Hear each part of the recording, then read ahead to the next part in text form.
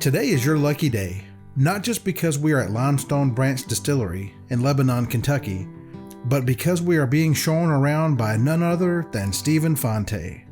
Some say he is the voice of bourbon, and I have to say, I don't disagree. We have a lot to cover today, so before I turn it over to Stephen, I want to point out that Limestone Branch is a historical place in its own right. Founders Stephen and Paul Beam are no strangers to bourbon. With a family tree that runs deep into the soil of the Jim Beam history, they are also part of the Dant family. They have documented much of that here at the distillery. The first thing you will do when you step foot in the distillery is be ushered over to the bar area and offered a cocktail.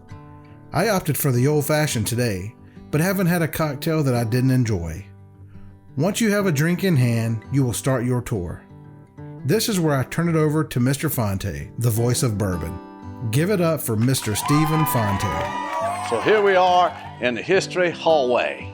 And in the history hallway, we're going to give you a background of how the Beams and the Dant family members are integrated, mama's side, daddy's side of the family. We're going to give you some history about the different distilleries, the J.W. Dant Distillery, the old Trump Distillery, and generations of bourbon influencers way before us, folks that were distillers, and that background and history of distillation in the state of Kentucky. You'll get a chance to see a video up on the big screen. Beam Brothers will have a talk with you about their personal history, and then you'll get a much more in-depth history from our tour guide. So no distillery tour is complete without actually finding out how the distillation process works.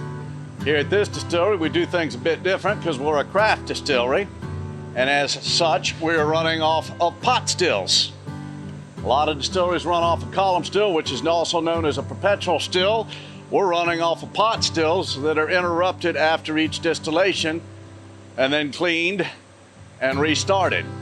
This particular one, this Vendome pot, is the prettiest still in the state of Kentucky, bar none. It's an absolute piece of artwork. Vendome stills are notorious for doing an extraordinary job making stills for everywhere, all over the world. And we just happen to have one of the prettiest ones in the state of Kentucky. That's our low wine still. We have a high wine still over here. That's the Trident, 600 gallons. And these are 1,000-gallon mash tanks. This particular mash is a brand new mash that was just brought off the cook.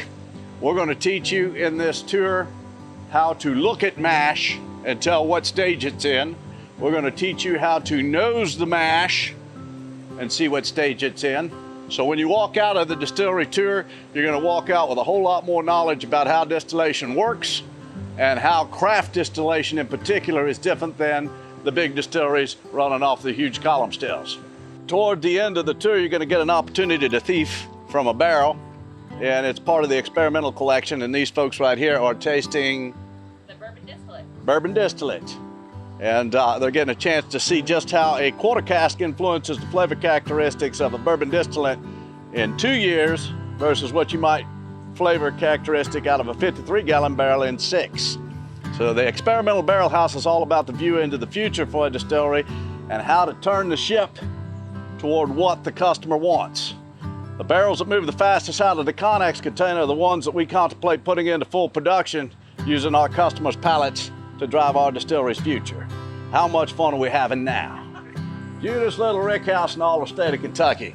All of these quarter cask barrels, these 15-gallon barrels, so unique and different to the local coopages, we had to import them from Cuba, Missouri, or at a 3-char, and they give us an excellent flavor characteristic within 2 years versus a 53 that takes up to 6 years. Basically what we're doing here is we're trying to find what the next bourbon trend is going to be, and by doing so, Mr. Beam is putting up all sorts of different mash bills. This is a malted wheat, this is a malted rye. Over here we have a bourbon distillate. We have a bourbon distillate with chocolate malt on the back end of it. We have all sorts of different bourbon distillates throughout this Connex container. Wheated bourbons with some of the highest wheat contents of any bourbon distillates ever made. Malted wheats. And it just goes on and on and on. When you come to Limestone Branch Distillery, one of the apexes of the tour is the tasting, of course. And here at Limestone, we have some single barrels that are unique And that's what a lot of people come to Kentucky for, is the unicorns. If you come to a distillery, you can't find a unicorn, well, that's an oddity. That's a disservice to the whole industry, in my opinion. You want to come to Kentucky and be in the mecca of bourbon, you want something unique and different to take back that you can't find in your own home state.